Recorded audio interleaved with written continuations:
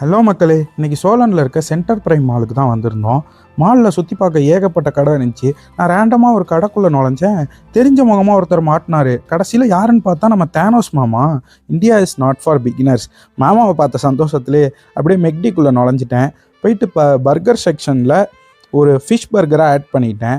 பர்கரோடு சேர்த்து டெசர்ட்டில் ஒரு mango கோனையை add பண்ணிட்டேன்.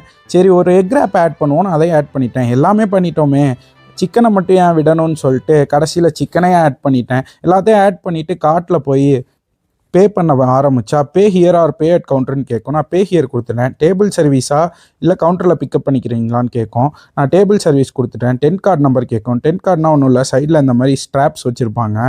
இதில் இருக்கிற நம்பரை நீங்கள் என்ட்ரு பண்ணணும். அந்த நம்பரை வச்சு உங்கள்கிட்ட ஆர்டரை கொண்டு வந்து கொடுத்துருவாங்க.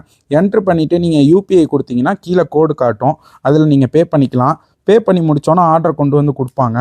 நான் எல்லாமே சாப்பிட்டேன். அதுலேயும் முக்கியமாக அந்த ஃப்ளோட்டு எக்ஸ்ட்ராடினரிங்க முடிச்சுட்டு நம்ம ரூமுக்கு வந்தால் நம்ம பக்கத்துக்காரனுக்கு கல்யாணமாக உள்ளே போய் பார்த்தா எல்லோரும் டான்ஸ் ஆடிட்டு இருக்காங்க.